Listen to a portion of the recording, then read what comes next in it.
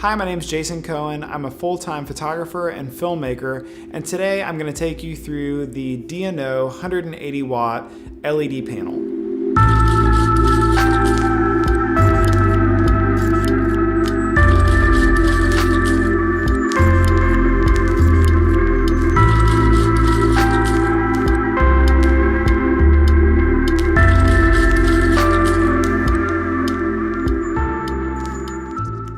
I first got connected with D&O. I was looking into V-mount battery options and came across them. They make some great options, very affordable. Ended up connecting with John and Colin, and they ended up sending out this panel for review.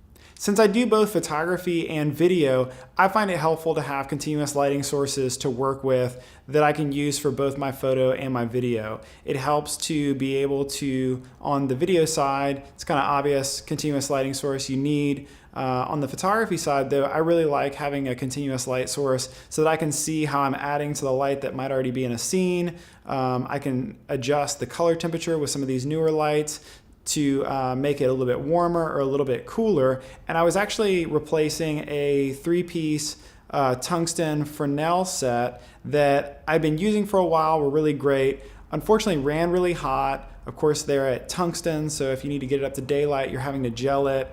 And I just found I would put my talent in front of the lights, they'd get hot, the room would get hot. You know, sometimes you're burning through a gel on set, and then you also have to wait a while to actually tear it down. So with some of these new panels, they're LED, they're completely cool to the touch. You can adjust the color temperature. And so when I was looking to replace that set, I started looking into different options that I could find with that variable color temperature. And so D&O ended up sending out this panel. I've been testing it over the last few weeks. I'm going to show you some of the features of it, and I'm also going to show you some real-world examples that I actually shot with it in a couple different settings, the actual finished footage, as well as some behind the scenes to kind of tell how I lit it, just to kind of give you some insight into how I'm utilizing this light for myself. I remember purchasing my first sets of LED lights several years ago. They were usually pretty small, not very high in the power output. Sometimes color also was a little bit weird. And so when I started in the last 6 months or so looking into newer LED panels, what I found was they were suddenly a lot bigger. The color was a lot more accurate. You had flexibility with color temperature, and just all around much better products were available now than they were several years ago, which is really nice. For me, this light is going to be, in some situations, a main light, possibly for an interview, maybe a fill, maybe a background light. Nice thing about this light is that it does have a battery powered option, and so you can power it off a battery, basically take it anywhere. It does have a fair amount of output as compared to some of the other lights that I had tried in the past. You get a really nice bright light that has a very low power draw. As I mentioned before, one of the things that I love about this light and other lights like it is the ability to adjust the temperature. The output can be anything from tungsten all the way to daylight. So if you're shooting in an environment that has, let's say a 4,500 degree temperature, you can just, with the flip of a switch and turning the dial, you can adjust that temperature to match what's already in your scene. Before, I had tungsten lights or I had daylight balance lights, and so I was always having to gel to try and get in the neighborhood of what my ambient light was. But with this light, you can actually dial it in so that you're matching your color exactly. This light has a range of tungsten to daylight. It's pretty standard for these style lights. There are some out there. I have a Lupo light that's a RGB light that actually goes from 2,000 degrees all the way up to 10,000 degrees Kelvin. But pretty standard on the bicolor lights. You'll see that tungsten to daylight. And I think it's a really great range. For most applications, it's plenty, and it's really just handy to have. Of course, another thing I love about this light is the ability to run it off of battery power or also off of AC. So right now I have one of the D&O 190 watt batteries.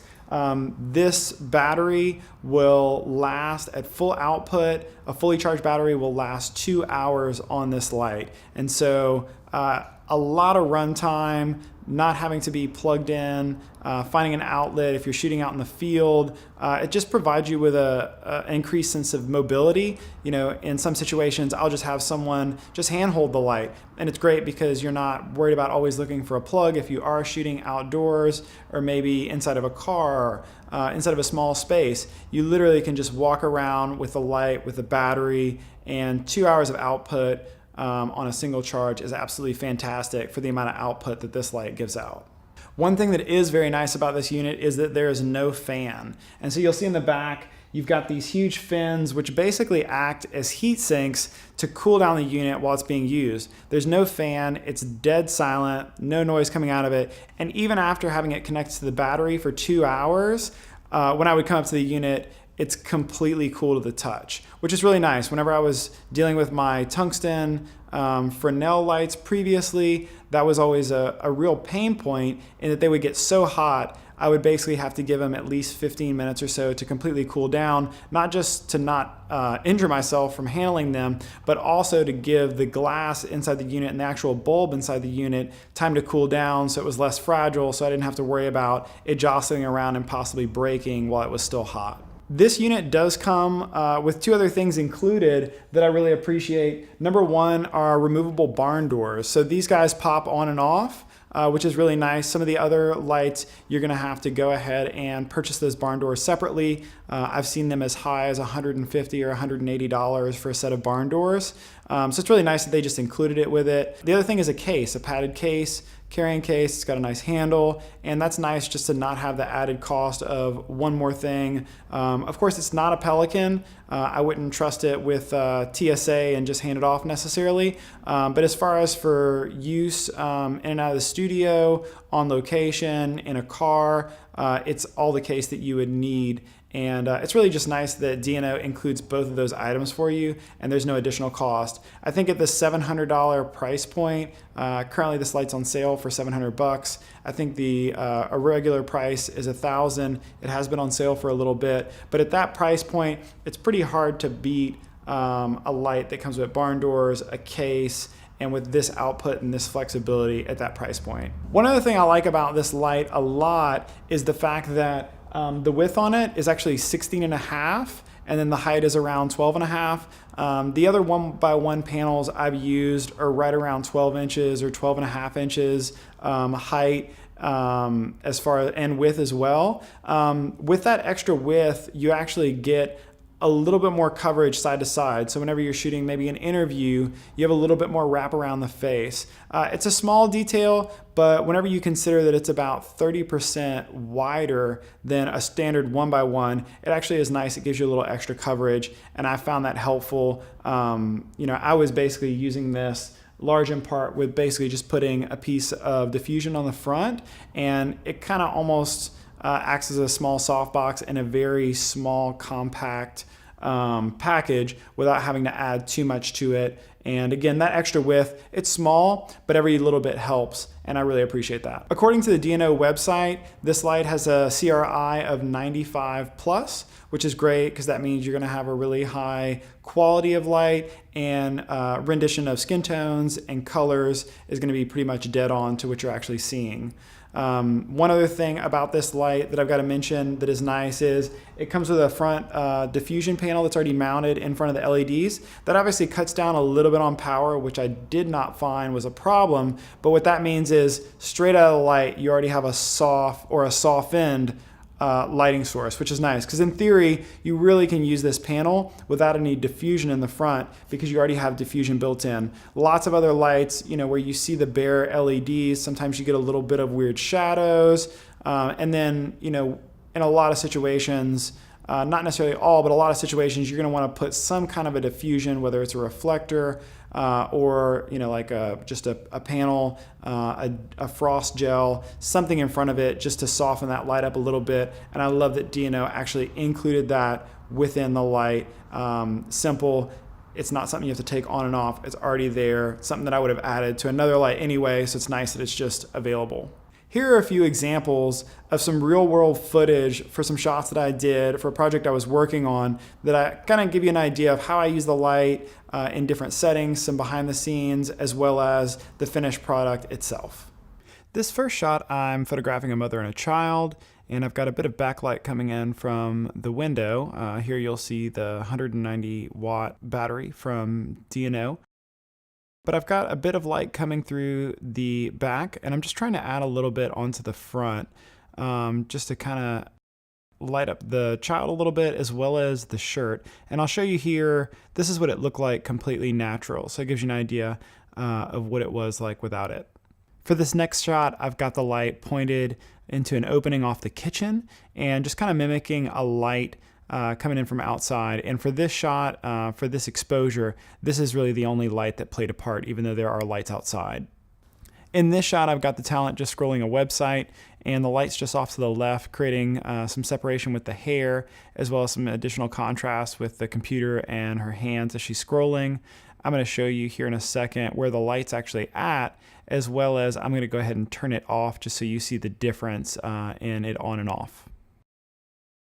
In this shot, I placed the light near a couple other windows, but I wanted to give the impression that it was a much stronger light that was available, get a little bit of flare, and have a more interesting look.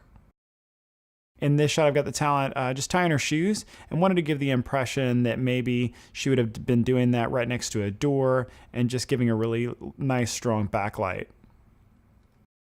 And then finally, I wanted to give you an idea of what an interview would look like with this light, both with the light by itself and also with a second light off to the right through the hallway. So in this first shot, you're going to see basically we have the light with the built-in diffusion and an additional frost gel, then with no frost gel but with the built-in diffusion. And then the same thing, just taking away that light that we had to the right with diffusion, and now without. You'll notice there's a bit more contrast, a bit punchier. I know there are a lot of competitors in this space to this light. I've had limited experience. I've had some experience with some off-brand lights that maybe have limited output and also didn't seem to last too long on a battery. The only lights that I've had extensive time with that are kind of in the same space as this one would be the Lupo Super Panel Dual Color. I absolutely love that light. I use it a bit as well. I will say the Lupo is a bit more expensive, also does not come with a carrying case, barn doors, and also does not have a front diffusion built in. So keep that in mind whenever you're looking at these. I think this light, one of its strengths is that at the price point, you really get a lot of features. You have a high CRI, you get kind of some of those accessories that you'd want to have and you'd probably have to buy with other ones, all for a really reasonable price tag. Personally, I would recommend this light to photographers and filmmakers who are looking to have a really high quality light, high output, high CRI at a really reasonable price with a lot of accessories already coming with it. I think for a lot of people, this could be a main light, this could be a single light, this may be the only light you own. And then I also think for others, it might be a great light to add to your arsenal of other lights that you might use. You know, whether this becomes your new main, this becomes a great fill. I think at the price point, it's a lot of light at a very reasonable price. If you'd like to get more information about D&O, about this light, about their batteries, I've got links to all that below. Thanks so much for watching. If you have any questions or comments, feel free to leave it in the comments section below. Also, of course, I'd love if you would subscribe and follow along. I'll have more videos coming out. I have a video coming out on the Lupo lights, on this battery, and just other things that I find helpful to me as a full-time filmmaker and photographer. Thanks so much for watching.